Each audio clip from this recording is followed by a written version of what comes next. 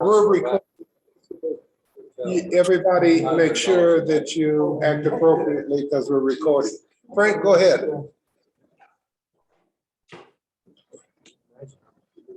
Okay.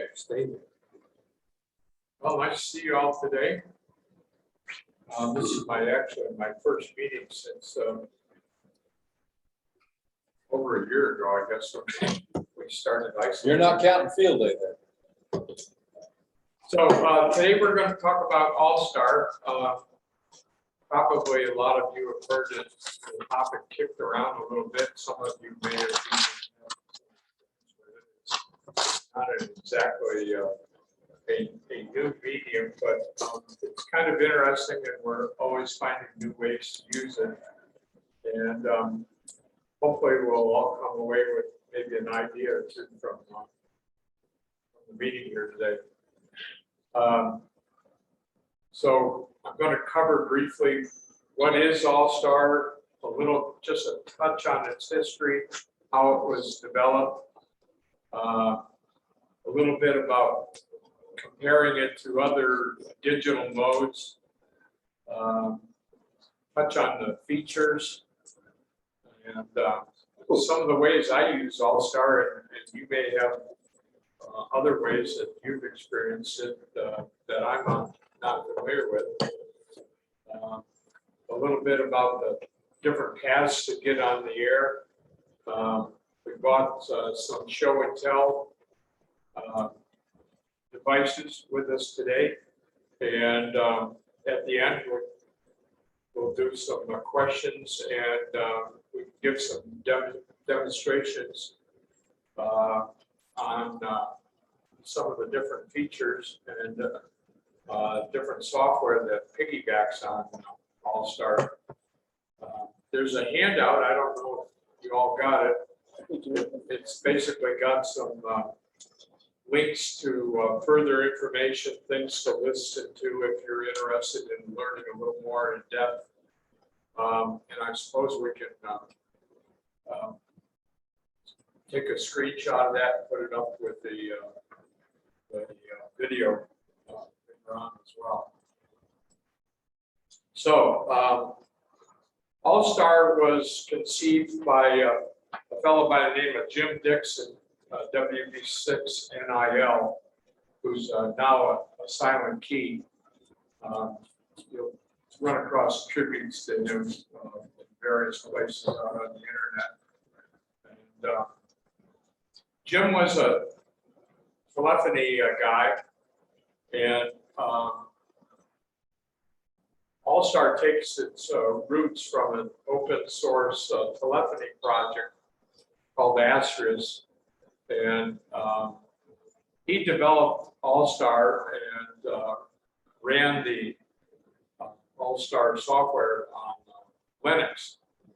And this was a number of years ago, and it was a little kludgy at the beginning. And in fact, it was so much so that when I first started getting into VoIP type software, I installed a product called IRLP, Internet Linking Radio Project.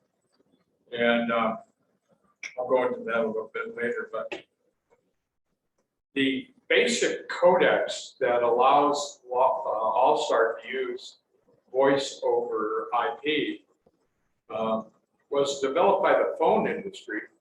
They had a problem.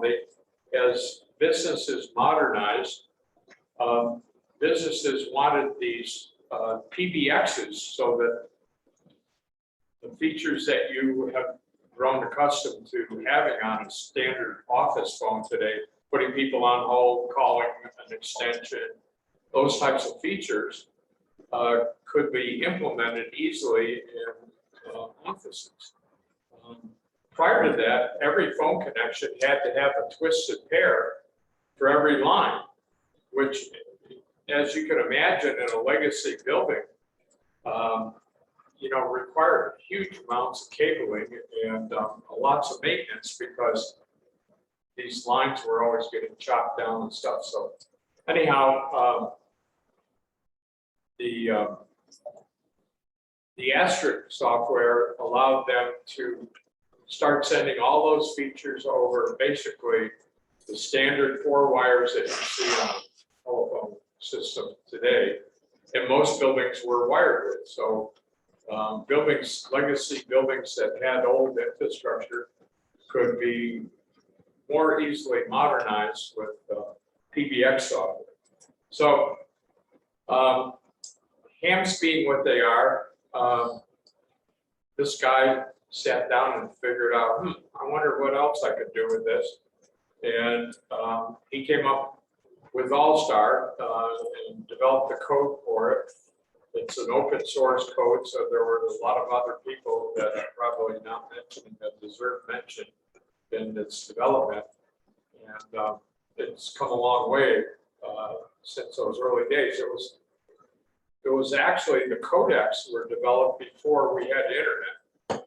So it took a while. This product was sitting out there, and it took a while for somebody to say, hey, let's take this product and I think we could kind of piggyback it all together and marry it in with some new software and make it work for ham radio. So anyhow, oops. So today, All-Star is typically run on a small Linux device, a Raspberry Pi. This is a typical one that's been shoved into a little case. It runs quite well. In its early days, we were taking thin client Windows PCs that were getting retired that you could buy on the internet for 25 bucks and throwing Linux on there and making it work that way. But this is a whole lot smaller. And today, All-Star software that I've worked with, and I work with one of the 2 flavors of it, can be run on a Raspberry Pi 2, which if any of you have ever worked with it, is a small little board, about this big, maybe 2 or 3 inches long and an inch wide. Then the Raspberry Pi 3 is probably the most popular platform that you can find it on. And that's what's in these boxes. And then now, since Raspberry Pi is the most prevalent piece of hardware out there now, is Raspberry Pi 4, and which is actually overkill for running All-Star, but we'll get into that later.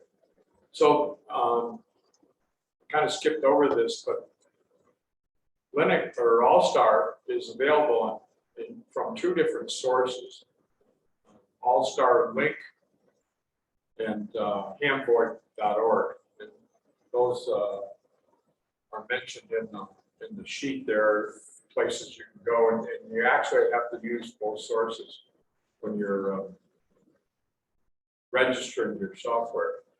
So a typical configuration for a node is a small device, a Raspberry Pi board.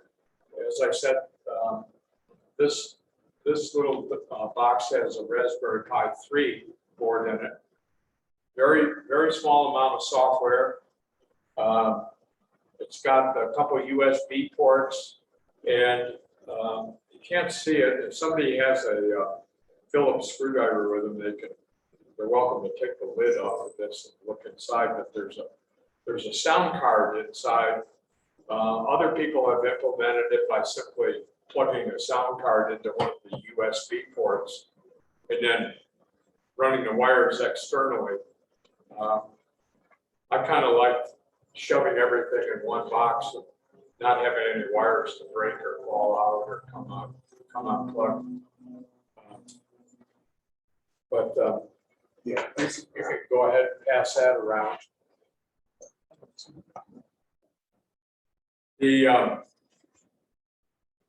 There's a sound card in there, and you have a couple options when developing a sound card for somebody who really has got more time than money.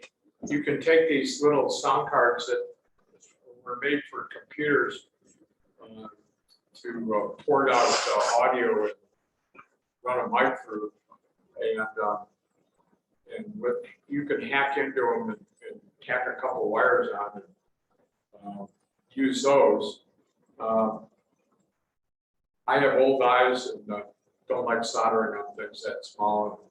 And as I previously mentioned, I don't like things that hang outside the box that, you know, when you drop the box, the wires break off and then you're out of business. You gotta go fix it again. So I put a card in there called a rim light. So you can either use the CM119, those are the purchase on the internet for about $4. The shipping is going to cost you more than the card. So most people order a bunch of them at one time. Or there's various sources for the rim cards that I'll go into later. On top of that, you need a node radio, and there's you can use almost any radio. The easy things are radios that have data ports, because they have push-to-talk lines on them. They have audio out. These were originally designed for using a TNC, but you can go in and tap into them and hook onto them. A favorite that's pretty easy to work with is the Alinco. You'll need another radio that's worked quite well. It requires some going inside and developing some interface points. It's a MaxTrack from Motorola or that series. And the beauty of those is that a lot of those radios, which were wideband FM, have been retired from public service because public service went to a 12 megahertz bandwidth, which is half the width of the old bandwidth. And so, you know, you can typically find those for $30 or so out on the internet. So my first radio was, in fact, one of those, and I used it on IRLP initially, and it was modified by Ted Wiesel, KE0TY, in Grand Junction, who's a silent key. But Ted was a broadcast engineer. He was quite comfortable going inside those radios and modifying them. And what he would do, besides picking up the push-to-talk lines and what you needed for control, is that he would take the finals out of them. Because as you might imagine, on the Sunday Night Net, there's audio coming across all the time. So you're running the radio continuous duty, and any radio will get quite warm under those types of conditions. So you either need to set the radio at very low power, the lowest possible, or in Ted's case, he took the finals out of these because these were 50-watt radios, and you have no need for running 50 watts when you're only interested in covering a local area.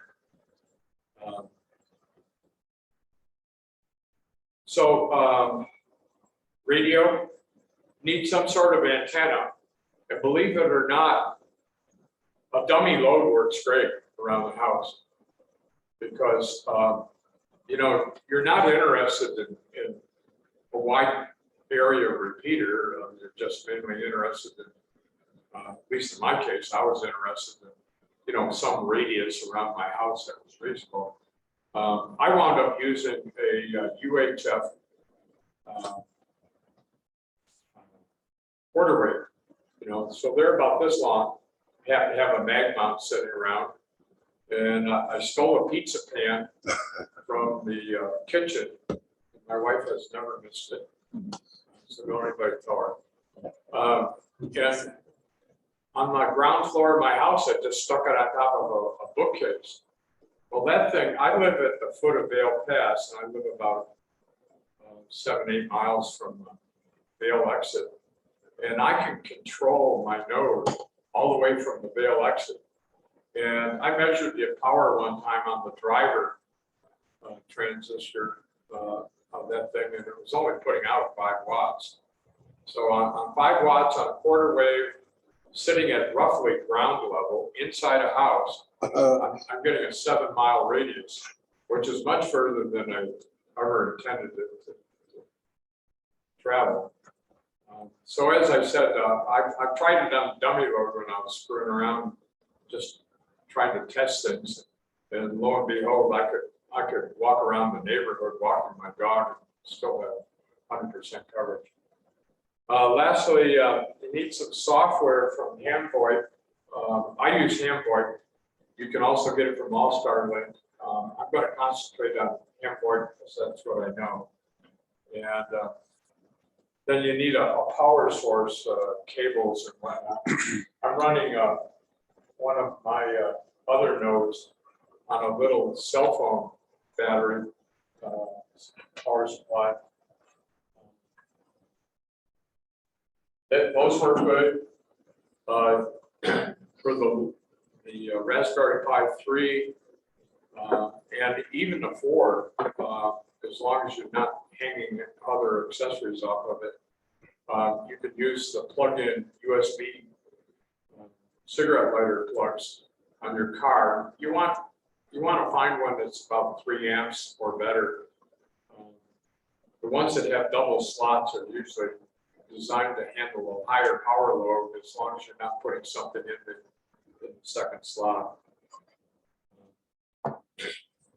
So some of the features of the software is that it's actually a full-blown repeater controller.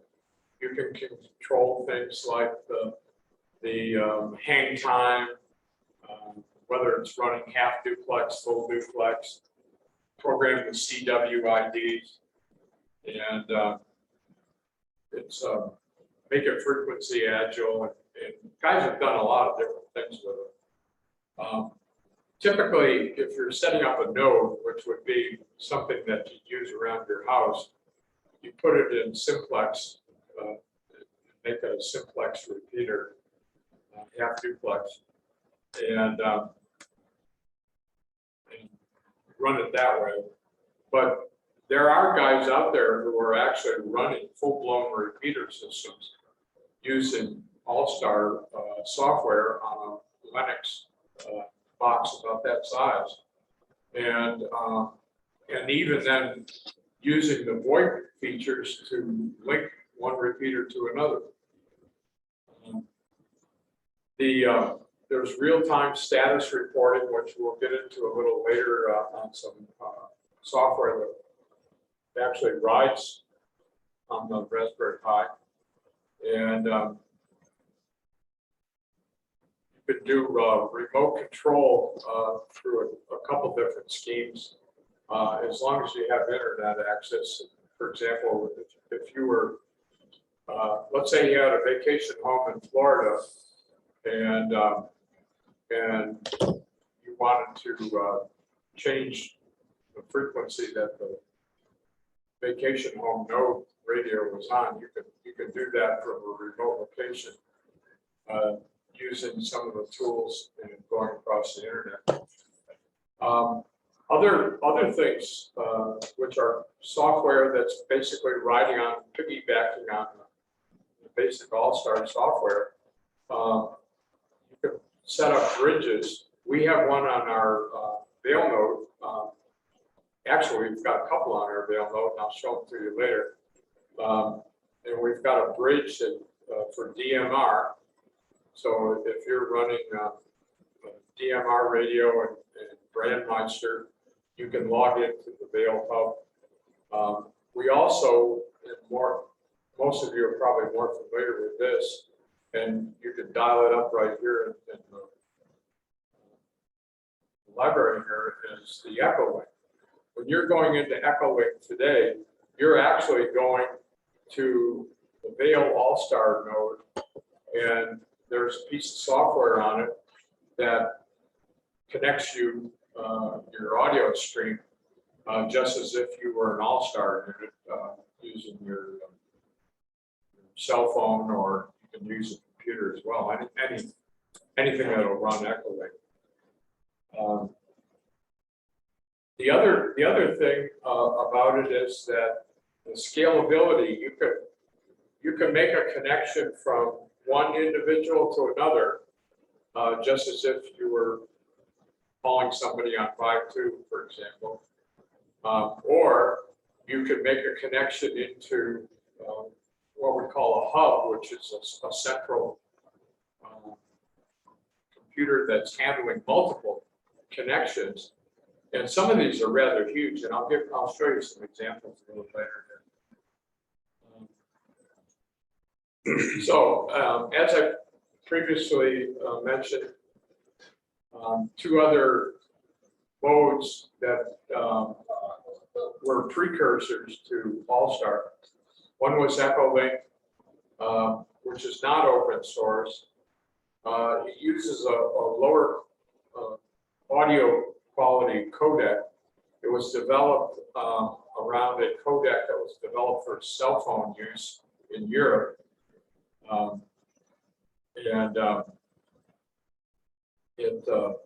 So it's a being for cell phone, they were concerned about bandwidth and basic audio intelligibility, but not quality audio. That wasn't a concern in that spec.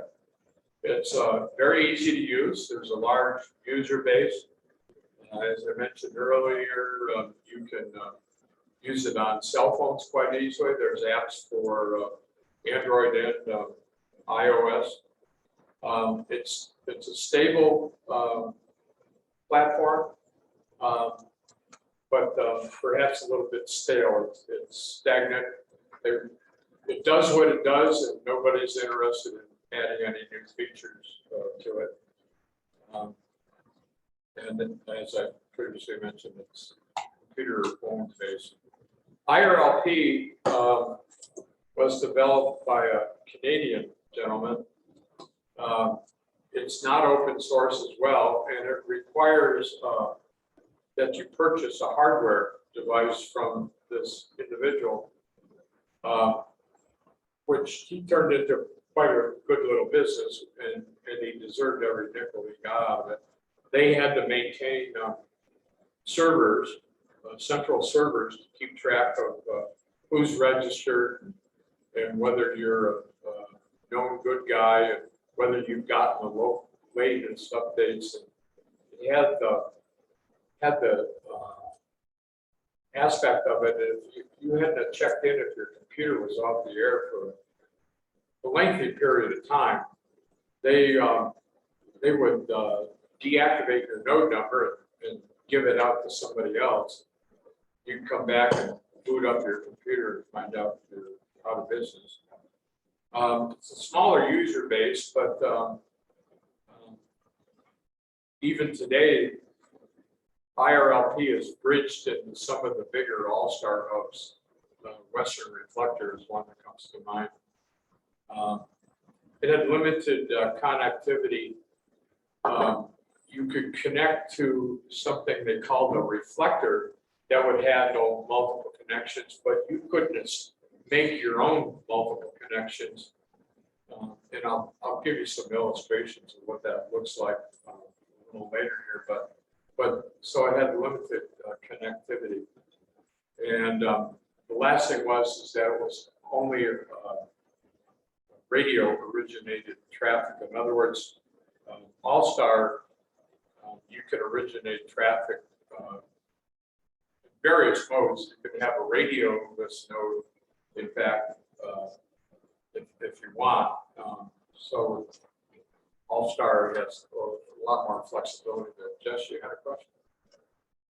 So we're not running our IRLP node anymore for the club, right? Yeah, no, we've decided to stop maintaining it.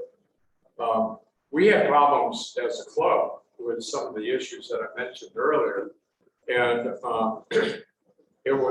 it was just, first of all, it wasn't used by as many members. There was a couple people, mainly Fred and myself, that I can think of. There might have been some others that Bob had one, yeah. But I mean, we ran them on these big old Windows boxes and 386s. yeah. So anyhow, when Hamboy came out with their software, it made All-Star much easier to install and use. And I've mentioned a lot of things you can do with it. I'm sure you guys are going, well, gee, I'm not a code guy. I could never do that. But let me assure you that the install is simple. They've written scripts. You just, a menu comes up and says, do this, do that. And you just step your way through it and the thing works. When you get, if you can read instructions and follow directions, you'll be successful. So here's a diagram of a basic All-Star connection. So here's our user. He's operating an analog FM radio.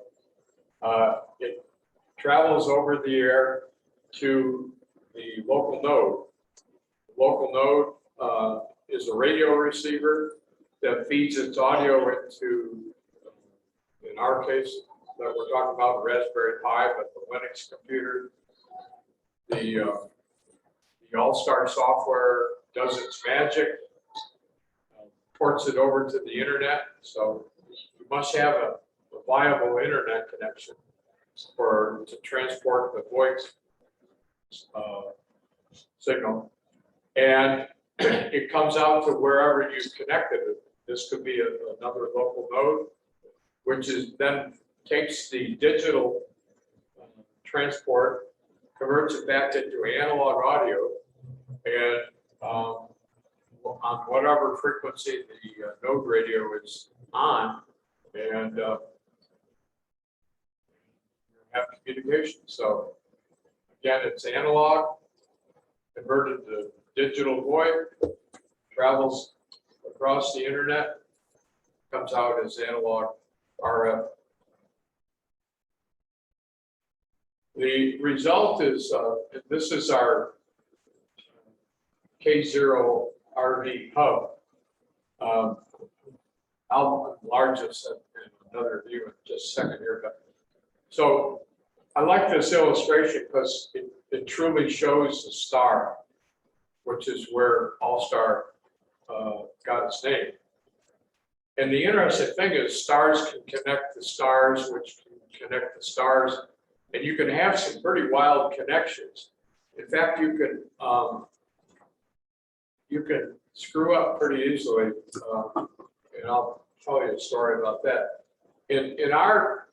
This is a large view of our Vail Glenwood hub. In our situation, we're sitting on a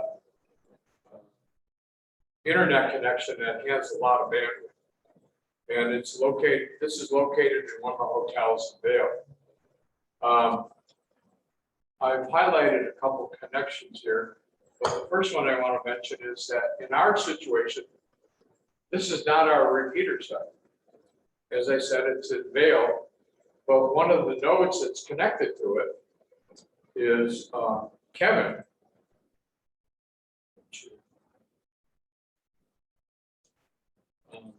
Kevin has a node, but Kevin is, I don't know if you all know where he lives, but he's got a Wi-Fi Max internet connection, so limited bandwidth, and he didn't want a lot of traffic of people connecting to him, because each connection obviously has a penalty bandwidth-wise. So Kevin is connected to the hub, and by virtue of the fact that we are all connected to the hub, we can hear one another. And in fact, today, the way we're hooked up is that This is a node that I brought home from my RV. And for a couple of reasons I'll go into later, this node doesn't connect directly to the Vail hub, but it's connected to my home node, which is connected to the Vail hub, Vail Glenwood hub. And you can see other people here, N0, OKL. It's also connected. So this is actually a small network. This is what the wind system in Los Angeles, California looks like. I took this snapshot last night, and it was actually smaller than normal. But if you got into it, and if we have time later today, maybe we can get on and get a sample of it. But if you got in there and ask for people to check in from where they are, you're going to get all kinds of answers depending on what time of day it is. But people will come back from all across the U.S., all across North America, and even the world, answering your request. So it's very flexible. You can join this by simply dialing up this central node. Let's see if I can enlarge it here.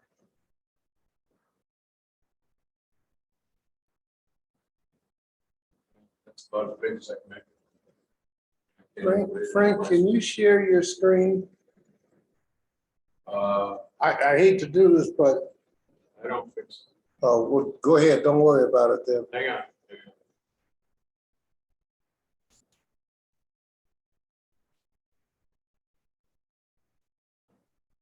Get my presentation back.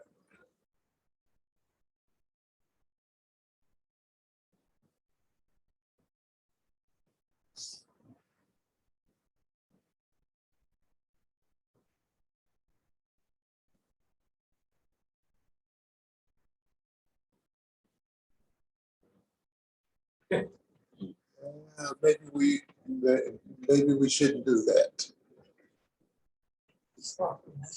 Yeah.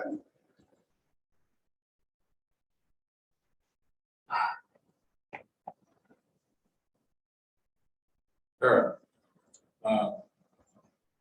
Anyhow.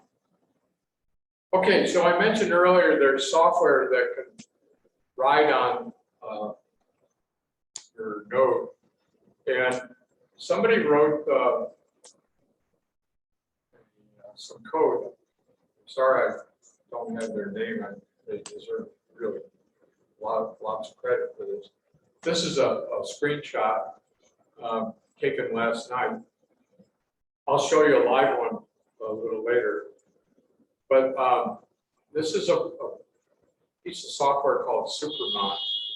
And any of you who are listening to the repeater from home, you can look at this, because what this is actually a browser. And it's a web-based browser. And as long as you navigate to the URL, it doesn't require a password or anything, it's open. But it shows you who's connected to our repeater system, and at least the all-star connections, as well as the repeater. So what you're looking at here,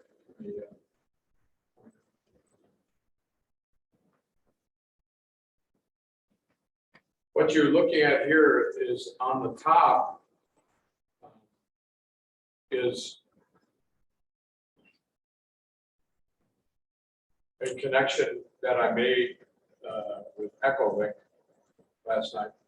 So that comes in as, shows up on the bubble chart as 352611.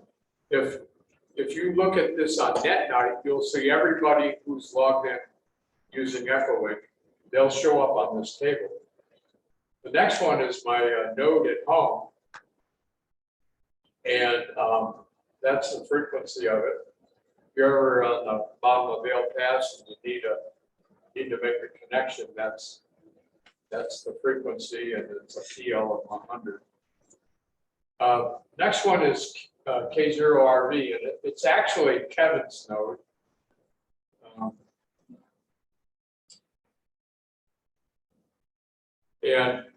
But every time Kevin's node detects a signal off the repeater, you'll see this light up. And again, in the live demonstration, I'll show you a little later, whoever's transmitting will go to the top of the bubble of this chart, and you'll see a blue line across it. So this is kind of handy when you have somebody who maybe they walk away from their node and have experienced some sort of hardware issue, and you hear an open mic or you're hearing noise. If I'm around and hear that type of scenario come up, I can look here and say, oh, N0AFO is transmitting. Here's the last time he transmitted 12 seconds ago. And that must be where the noise came from. And so if all else fails in terms of getting N0AFO to respond, as a control operator, I can log in and actually disconnect this node and stop the interference. Now, can't do it for stuff coming through the repeater, obviously. So if somebody's driving down the road and sitting on their mic, I could disconnect Kevin, and that would eliminate the noise for all the other users here, but it doesn't do anything for anybody on the repeater. So, so the other people that were connected were Shellman, here's his node. And in this column, you can see the time of the last signal that was received. And here's Pete's DMR gateway.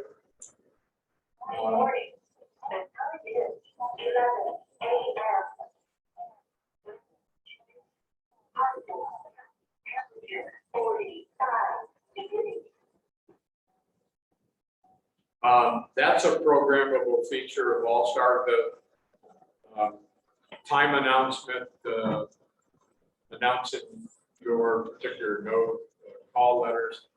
And in the case of the one that you just heard, it's giving the temperature at my QTH and Vail. Some people like that, some people don't. You can turn it on, turn it off. You could turn the time announcement on, but not the weather reporting. A lot of choices there.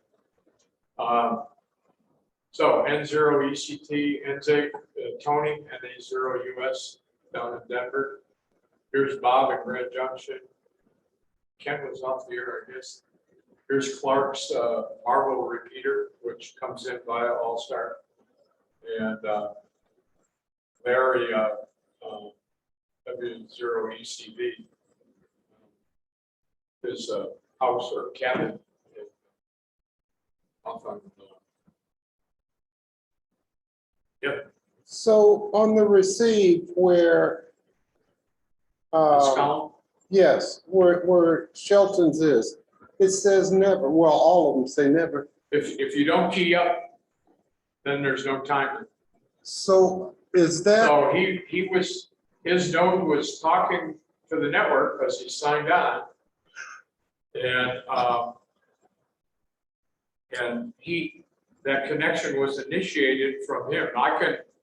You can initiate connections using Supermon, and it would show up as an out in this column if it was initiated from the hub, like a control operator. So remember earlier I was telling you that, and this Supermon can run on every individual node.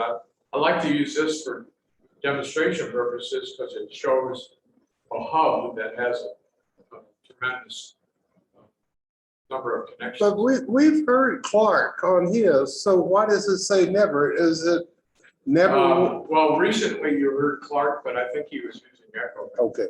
from Hawaii. I don't think he took a node with him. No.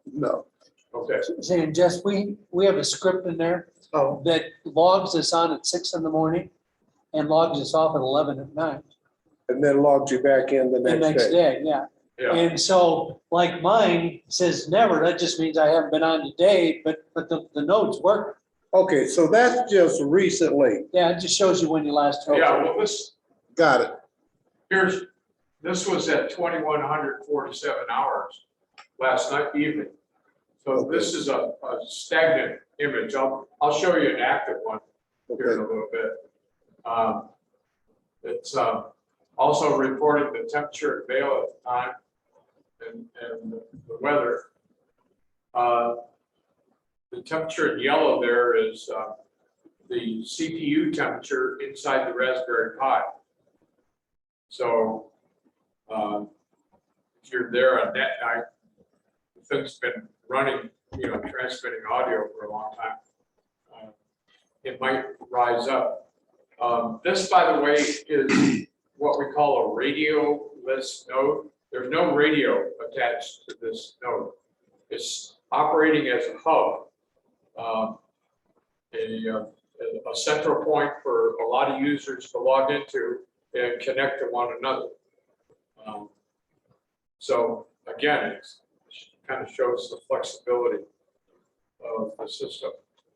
Now, this screenshot shows what an administrator sees once you log in. So the access is protected by a username and a password, but you see here in the top row, I can connect and disconnect a node by either clicking on one that I see here, or if there was one that I wanted to connect to, typing the node number in there and then clicking connect, it would make that connection. I could also monitor, which is a feature you could do with DTMF on the keypad of a radio. You could look up if you hear a node said this is node 45212. You can say, oh, I don't recognize who that is. You could look them up here on Supermon. And this works, as I mentioned, on your home software as well. You've got a Supermon has to go through some installation steps when you set it up, but it's simply a matter of filling in some fields in the code when you set it up. And once it's active, you have all these choices as well. One button I use a lot is this favorites up in the corner there. And I'll show you that when we go into a live demonstration. But by clicking on favorites, you can develop a list of favorite nodes. And instead of having to remember what their node number is, you can just click on this and say, oh, that's Andre's repeater right there. I want to go to that. And click on it. Off you go. You can look at some of the files kind of under the covers in All-Star. There's a couple that you can edit it, but the editors are limited from this because, as you might imagine, if you edited an operating file and then click save, you have the potential, if you made a mistake, you could get yourself into a situation where everything locks up and nothing works. So let's see, there's a lot of, you can reboot the server, that's sometimes useful. If you're away from your home, I can log into Supermon on my home node, and if something's not working there, as a last resort, I can tell the thing to reboot, see if that fixes it. If it doesn't fix it, I'm kind of screwed, but you were anyhow if you're using that tool. There's some resources about how to do different things, monitor the CPU status and all that. So I don't want to bore you with all that, but it's very flexible. So these are some of the ways that I have thought to use All-Star. And this first one is one I use extensively at home. We probably all experience it, depending on where you live, unless you've got really good line of sight access to our repeater, your base station probably works just dandy from home and gives great audio quality and everything into the repeater. But in my case, I'd sit at the bottom of the El Pass, and the repeater is up over a ridge that's 11,000 feet, and not really line of sight. If I'm getting a signal to it, I'm reflecting it off a canyon wall. And a handheld running 1 watt or even 5 watts at certain sections of my house produces a rather marginal connection in the repeater. And then add to that the fact that the male repeater has to go all the way to interval points, which some days is not the most stellar connection either. And then the interval points has had its issues from time to time, getting back to the sunlight repeater. And the end result is a rather noisy connection. But we fixed that the last time we were up there. So the connection between sunlight and is solid. That's on microwave now, right? Yeah, it's solid. So anyhow, the main issue has always been my house. My ham station is in my office, which is on the lowest level of my house.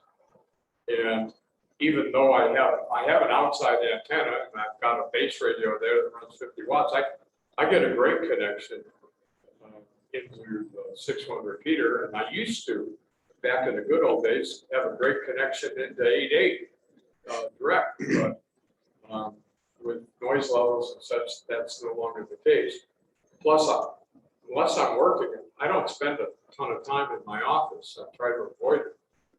And so I could simply just carry my handheld around, connected into my All-Star unit, and I could be out mowing the lawn. Well, that's not a good example. I could be out washing my car and hear somebody call me and answer it. So anyhow, I kind of liken it to having a very long mic cord that goes with you any place in the house. And since our nodes are set to come on the air at 6 a.m., and by the way, you can set the time of day that your node logs in to any time of the day you want, but most of us have chosen 6 a.m. I don't even need an alarm clock. I just leave my radio on at night, and it's silent all through the night. But when Mitch and Betty comes on at 6 a.m., she announces the time and the weather, and that's the first wake-up call. And she, in my case, it's programmed to announce the time and weather hourly throughout the day. So that's one way, and maybe that would be useful in your location as well. The other thing that I use a lot is stay connected while traveling. As those of you who know me, you know that I like to travel in the RV, and it's kind of fun to stay in touch with guys back home, or even other guys that are on the road with you, who might be farther away than a simplex signal would carry. And All-Star on the road works quite well. I use a hotspot that we use for other things, internet connectivity in the RV as well. But All-Star is one of the other things that goes through that hotspot. There's some technical tricks to doing that, but it's one of the reasons I actually got into All-Star in the first place. As I mentioned earlier, I have used IRLP in the past, and this idea intrigued me even back in the IRLP days. The problem with IRLP is that you have to have a router port forward to connections into your computer in order to handle the audio and control traffic on IRLP. And that was a problem because cell phone carriers don't give you out an IP address that can be addressed from the outside. So if somebody wanted to call me and make a connection, there's a problem doing that. And in the case of IRLP, you couldn't even get a port outbound. Well, All-Star does not require an outbound port to work. And today, right now, I'm using this device for connection to my RV node, mainly for convenience because I had the thing programmed to work with it. Didn't want to screw around with it, hooking it up to another Wi-Fi network. But with IRLP, it doesn't need an outbound port. If you can connect to a router or a Wi-Fi hotspot anyplace, in a hotel, coffee shop, or whatever, it works. Now, the thing that doesn't work is if N0OKL wanted to call my node 46665, and he wanted to give me a call direct on the road, it won't make that connection because I'm hidden behind the infrastructure of the cellular network, and they have no idea how to reach me. They cannot route a port, audio into a port in the RV because of the way the cellular system is set up. They use a technique they call double natting, where if you ever do a trace route on your cell phone connection, you'll find that it goes to some location which aggregates all the cell phone traffic and then sends it off to another location where they give you a new IP address. And in fact, when you go from one cell tower to another cell tower, chances are they're handing you out a new IP address every time you get a handout. So that doesn't work. But if you remember that bubble chart that I showed you, if you connect to your home node from the road, which we can initiate connections, then you can hear all the traffic that's going to your home node. So in my case,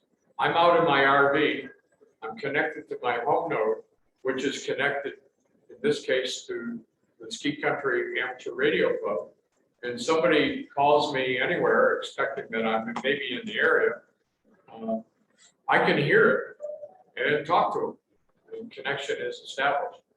I can also, as I said, make outbound connections. So if I want to go out to the Wind Hub and listen to the Friday Night Net, which they have a very interesting tech net there on Friday evenings, by the way, and you want to listen to that, you can make that connection as well. And those that you have talked with K0BK when he's out in the desert, that's how he's getting it. He makes the connection into the club hub, and we can all talk to him as long as he's connected. We can't connect to him. We can go on APRS and figure out where he is, but we can't initiate a connection if he hasn't started that. So anyhow, I personally find that quite useful. And as I said, if you're going to Hawaii, basically all you need is a little node like this, which fits very conveniently in your luggage. I take it in my pocket if I'm worried about getting through TSA or something, or put it in my briefcase. Nobody's ever asked me anything about it. I think it's harder getting the batteries through than it is the radios. And of course, you can use any source of power. I'm just using that battery as a source of power, but you can have a AC adapter or something like that.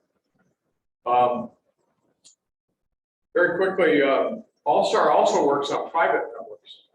It's voice over IP. It doesn't care whether it's a public network or a private network. And two that you're probably familiar with, and I've given you links in the handout. Rocky Mountain Ham Group has established, they set up a private network using microwave, just like we're planning on using here. And they're using All-Star to transport the audio.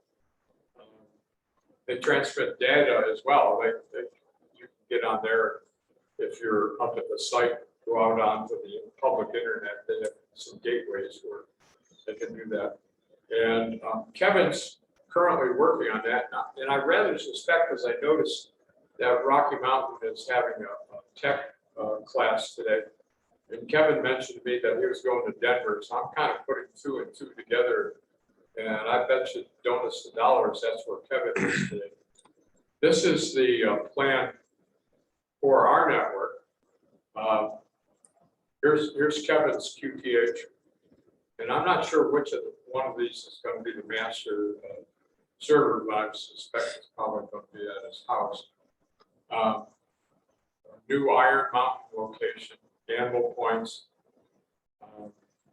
This is showing the Rocky Mountain Ham connection that's passing through the area.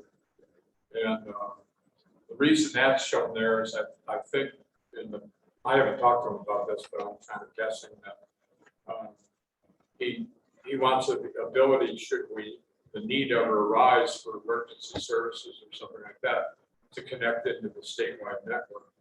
And then last night Snowmass. So these are all will be microwave links when it's up and going. As I mentioned, the transport mechanism is All-Star. And they're using these little boxes that clubs acquired to manage it all. It's really technical and very challenging to set up because he's going to have voting on the repeaters.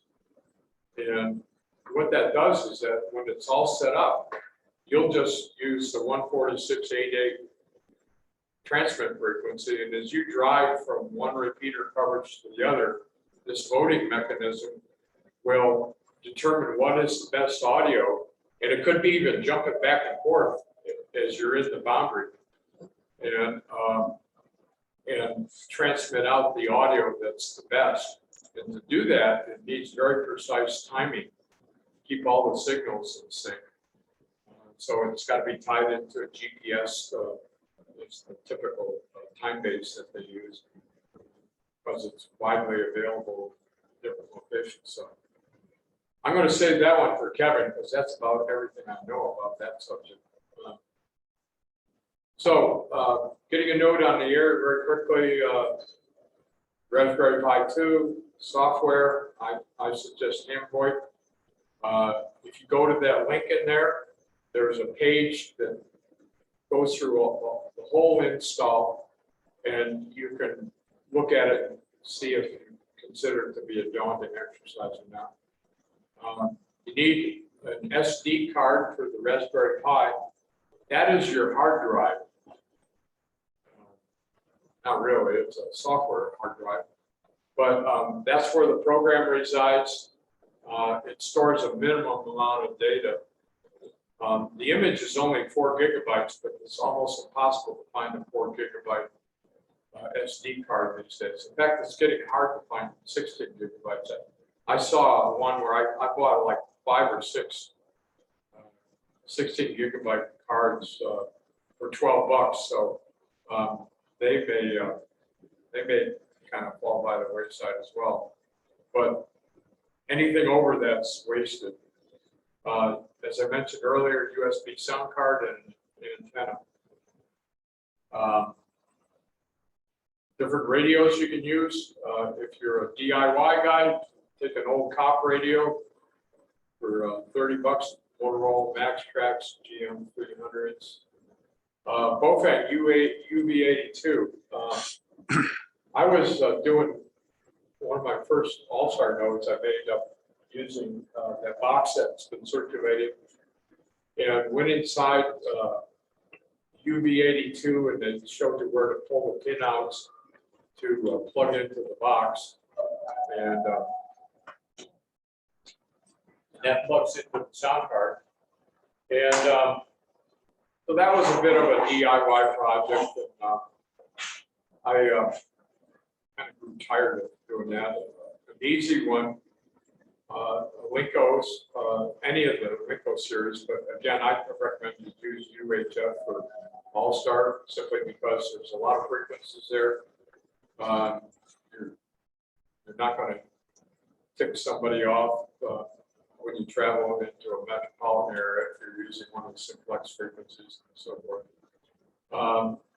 But there's a sound card that comes from repeaterbuilder.com that'll plug right into the back of a Linko radio. And so that's an easy install.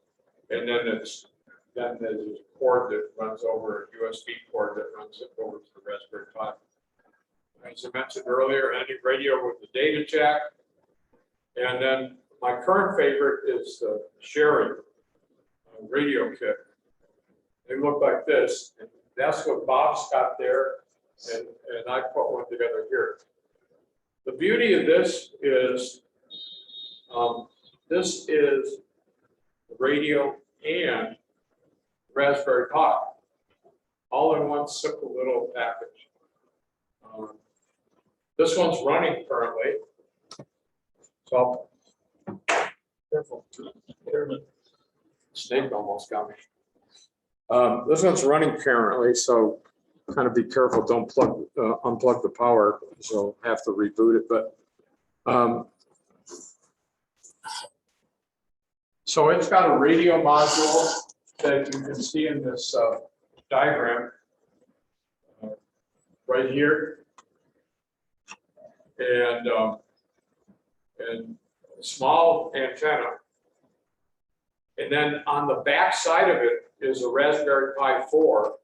And one of the few things there's two things you gotta solder. One is these pins that come up from the header on the Raspberry Pi 4 on the bottom of the case. And the other is these pads along the side of this radio module. This radio module, you can order it in a VHF or a UHF flavor. Again, I like UHF because of the frequency aspects, but if you wanted to do it VHF, you can certainly do it. The radio is set up and tuned in software. And so the only thing it needs to run is just what you have in your hand there, a source of power. Uses a USB-C, and that's it. Internet connection, which it's doing wirelessly to my hotspot at the moment. You can also plug it into a Cat5 cable if you want at home. But this kit costs $85. That's not including the Raspberry Pi, and those are $35. The only thing at the moment that's the only thing at the moment is that Raspberry Pis are in short supply. But that's got a Raspberry Pi 4 with a 2 gigabytes of memory, which is way overkill, as you might imagine. It runs on an ARM4 dual-core processor. It's got a built-in sound card on it that handles the audio, and it's on the board.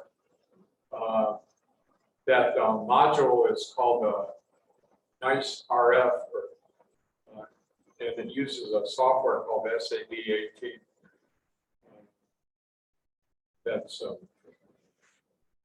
that you use to set it when you're setting it up. You go in and set up the parameters like the operating frequency and PL if you want it, and power level. That thing is running, you recall, Bob, is it 500 milliwatts or It's something under a watt. 200. 200 millivolts. The new ones have a rheostat on the motherboard that allows you to bump it to a watt. Well, you can do that in software too. Yeah, but it runs fairly warm, so I'm just running 200 milliwatts on this one. And it works good. The beauty of this is the radio is built in. You don't have the UV82 hanging off of it Yeah, you know, like the you don't first have round we did. dangling off. So this is it. I mean, the one he's got and this one are basically the same thing. So if you're looking at the, lights on their radio.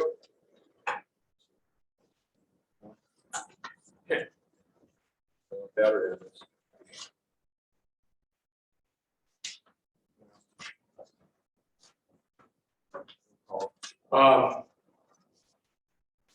Frank, what frequency do you use between the radio, the handheld? Is there, I'm sorry, Jess? what frequency do you use with your handheld to the node? That one is, well, That,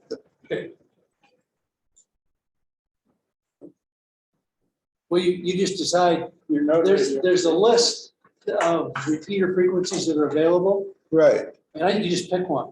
I just picked one, mine's 438,600 arbitrarily. so there's nothing that you have to worry about No. interfering with other frequencies? just- And you gotta set the PL, and Yeah, I just set it at 100 because I can remember 100. okay, Yeah, so again, you could, I would tune around on a radio at your QTH or wherever you're gonna use it most. One thing I found, my first frequency I chose, there was something in my RV that kicked out some interference on some of the UHF simplex frequencies, and my rule of thumb is there's a whole list of those frequencies. oh, okay. And where did we download that from? Colorado Repeater? it's on the handout. Oh, okay. So the PC board, all the surface mount components come soldered on.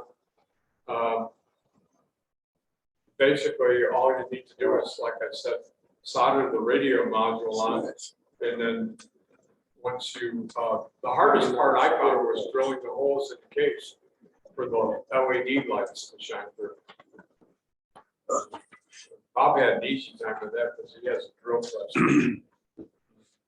They give you a little 3D printed template to show you where to make the holes. The whole thing goes together, I don't know, a couple hours. Yeah, I mean, Software, setting up your software for your node takes a little longer, but it was They have- basically a 2-day their process. instructions are actually as good or better than the handboard instructions. It runs the handboard software. Has all the features that you have in handboard. And I think it's probably one of the best additions to come along. So I was intending to do a demonstration. To, get Your something battery died? on the handheld. Oh, sure. You got a bolt like that?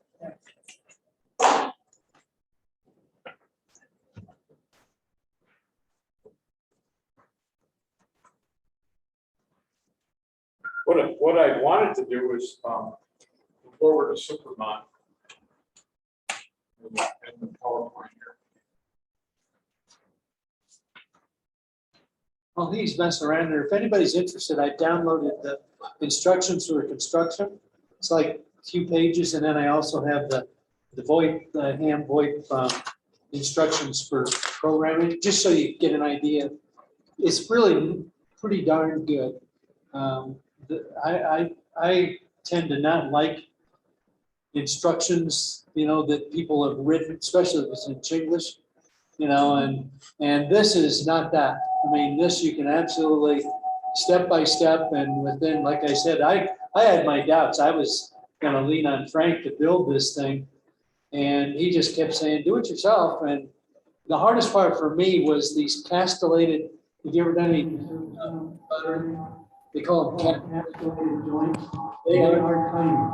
And so I had to get my, my magnifier on that. But that was the hardest thing for me, was just to see those little tiny pads, but they went together pretty darn quick. Okay, Okay, so um, I'm currently logged into Vail Hub Supermon, and I want you to watch this top line here when I transmit. You'll see also from the menu up above, I'm logged in as a control operator. So I've got an expanded menu up here, but so the last person to transmit here was KI0G 32 minutes ago. But well, let me check and see if we're connected here.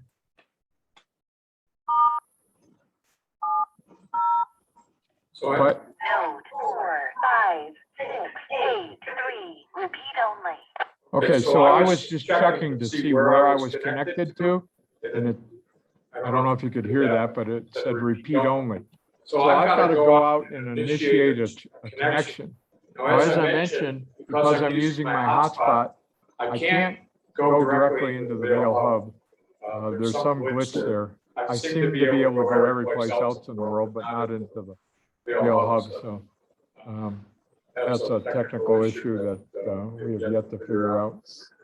So what I'm going to do is connect to my node down here, on the third line in N0AFO, 45551. So I'm going to issue a command, and these commands are listed on your sheet there, so you can kind of follow. I'm going to do a *3, which means connect, and then the node number. So here we go.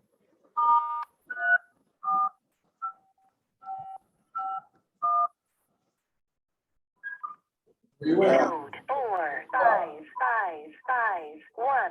Connected to node 4, 5, 6, 8, 3. So you notice, because I teed up and made a connection to my home computer, you can't see me connected there, but I'll show you that in a second. So I'm going to transmit now. N0AFO. Anybody around? You saw my node light up blue on the screen? N0AFO, KI0G, in Moab. Good job this morning, Frank. You covered a lot of territory, but it's a great system, and I would encourage anyone who hasn't tried it to give it a try. I'm using the Series I system and going in on Fulcrum 6.150 with my handy talkie here in Moab. Over. Well, very good, Bob. Thanks for coming back. And hope you're having a great weekend there. And we all appreciate your demonstration with us there. So I'm currently screening. I guess you can look at it, hopefully, if I've done the Zoom thing right. A image from the Vail Hub. And it shows that I'm transmitting in blue there above. And when you were transmitting, you came out on top. And I'm going to flip over and show everybody the bubble chart on your next go around. Hey, Roger, Frank. N0AFO, KI0G. Demonstrations like this that really keep our club going. So I appreciate you. Okay, Bob. Okay, Bob. Well, Thanks, more the merrier, and more users we get out there and make it easy for people to use it in different parts of their travels and so forth. The better off for all of us. So, thanks for the comeback here. I'm going to explain what we're looking at here on the bubble chart. Frank, every time you key, then it resets that timer. Yes. And puts you at the top. Right. On that chart. Let me shift back there. Yeah. You'll see. So you 17 seconds ago, you keyed it. Right. And that just reset it. Okay. That's kind of useful. You could be off. You could be off someplace away from a radio, but I think I heard my call. And if you have Supermon running, you can do this on your phone, a tablet, anything that has a browser. You can log into this program off your Raspberry Pi. And basically look at it. And I will bring up here, let's see if I can find it.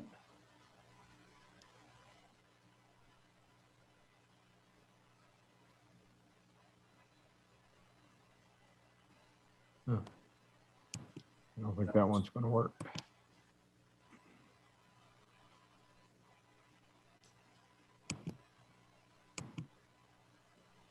No. When you're out away from your home QTH, you've got to have a way of getting into your router at home. And I typically do that with a VPN.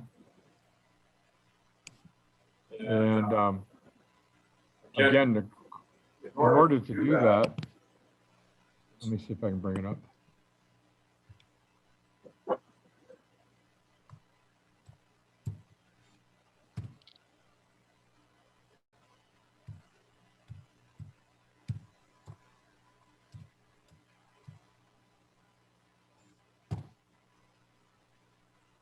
So I'm,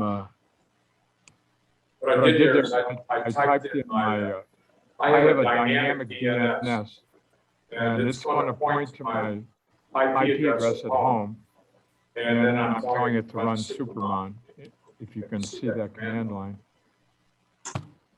And when I do that, no, I didn't want to do that.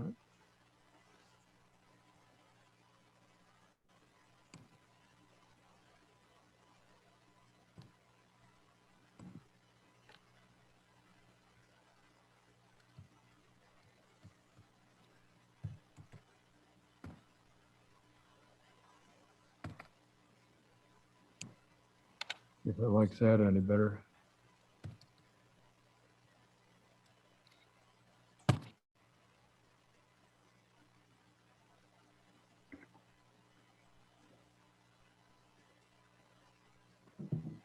Kind of slow making the connection here, but hopefully.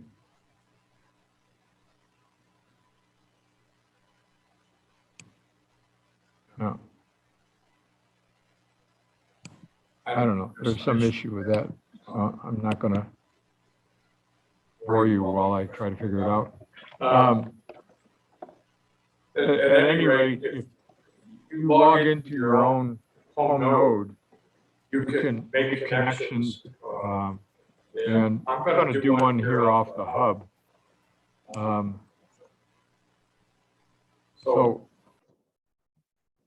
not having a good memory.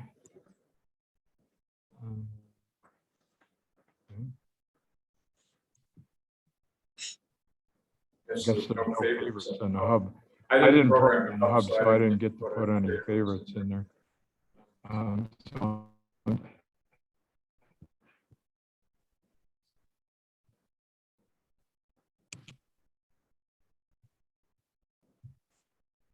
get up to this box.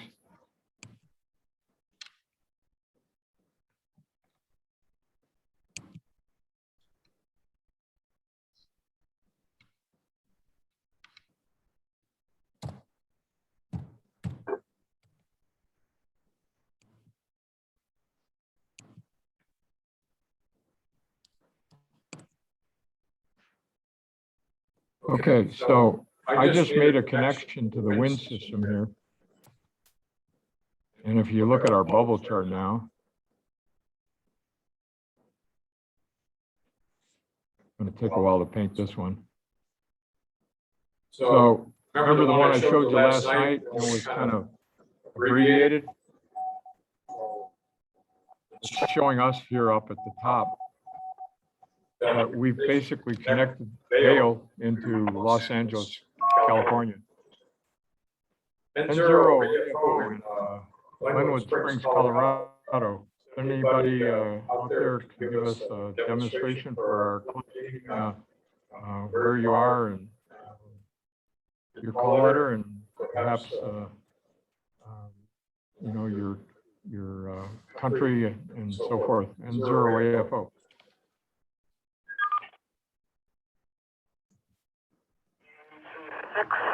MID. Santa Barbara, California.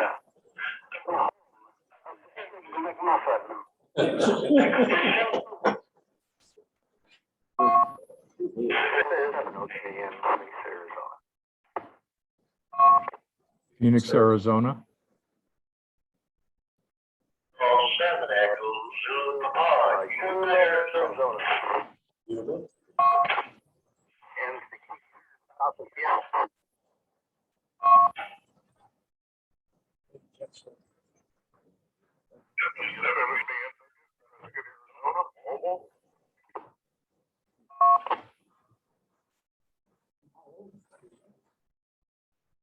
So, and that little circle there.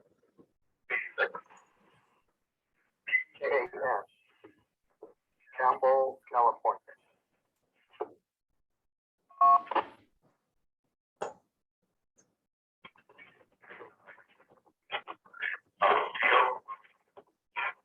Washington. So you notice that station was a little noisy. They're probably mobile going to a repeater, something like that.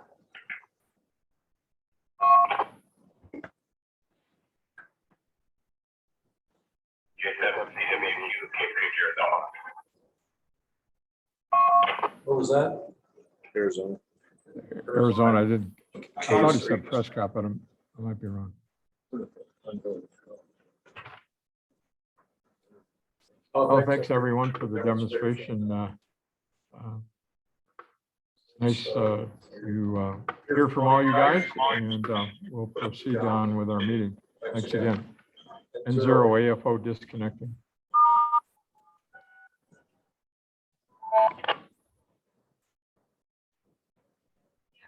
So I just did *76, which is, if you can't remember who you connected to the last time, this just disconnects you from everybody. Now,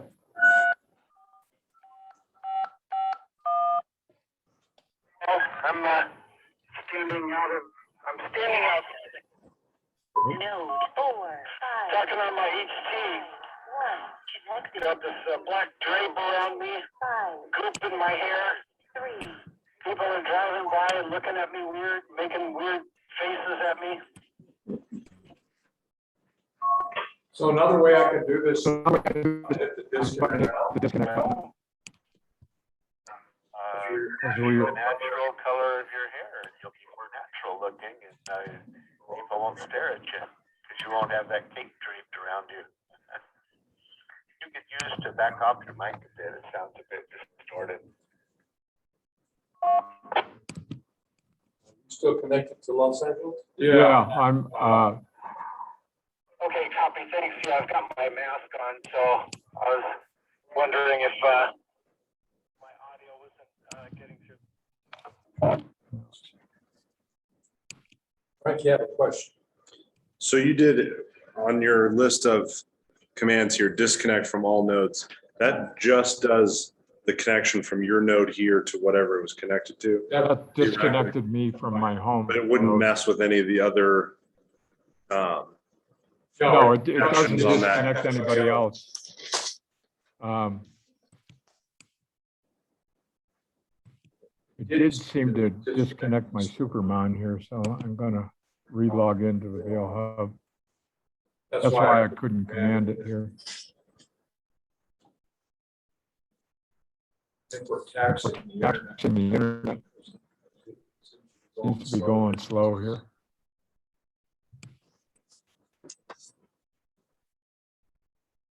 You're on AT&T, right? No, I'm going, the laptop's connected to, yeah, you're right. Going through my hotspot. That might be my issue. we've noticed quite a bit of difference between AT&T and Verizon for coverage also. Hmm. I'm on Verizon and he's on AT&T, and it's just, Verizon seems to be really good within 5 miles of the interstate. And you got pretty good coverage. So. The other thing, while he's messing around there, you can use your hotspot on your phone. Right. Instead of, like, this is what he's got, only the Verizon version. And they have a little more range, and the battery lasts about 6 hours. The hotspot on my phone just drains the battery, it gets hot and probably lasts an hour at most, But this thing will last, 8-10 hours on the internal battery. Is that Verizon? This is Verizon. But it's kind of strange. Kenny lives in a place that's right in the verge of he gets handed off hourly between two towers. I can see the two towers about 2 miles away, or 3 miles away as the crow flies. I'm right dead center in the middle of it. And depending on the weather or whatever, it bounces back and forth between towers. It's weird. Wow. And so that creates some kind of goofy stuff too, But Does anybody know how T-Mobile works with their? no experience. No experience with it? No. I think T-Mobile rides on one of the two major. Well, they and Sprint combined, so I think Yeah. they're probably using a multiple towers. Yeah, I haven't heard whether they're any better. my experience, I did get us disconnected there. My experience, as Bob said, was any place in the desert Southwest. Verizon seems to be superior. Now, people that go, do a lot of traveling back east, the reverse seems to be true. But so, I don't know. I'm waiting for Starlink. Aren't we all? I think we all are, but Can't take eventually that's going to be deployable on a mobile. Because, if you think about it, Musk wants to get all the airplanes in the sky using his satellites. He wants all the boats on the ocean to use the satellites. And so he's going to address the mobile issues. First, he's got to get the point-to-point laser communications on the satellites, because there's no ground stations out in the middle of the ocean to hook you up to. But he's getting there. 53 more went up this morning. Well, when I was working offshore, we had satellite phones. They were extremely expensive. That's the only way we could communicate. They They were high latency latency because they were geostationary. Right. So did you get a lot of echo and stuff like that? Didn't notice it. I didn't notice it on there, but that phone was huge. The phone looked like this. I mean, its antenna was about that long, and it was a big phone, but it was a phone. I mean, you didn't have to go over or anything. You just dialed in and talked. Well, you must have communication. It works. So that's kind of wraps up my presentation, but I'd be happy to handle any questions that I might have created in your minds. Cool. Thank you. We, just as a side note, we take these out in our RVs and we have our bikes and stuff. We can talk back to the RV off the bikes, and there's a lot of stuff you just find out you can do. Kenny put an antenna on his roof. He lives out in Mac. And if you're anywhere in the rim of the Grand Junction area, up on the book cliffs or that,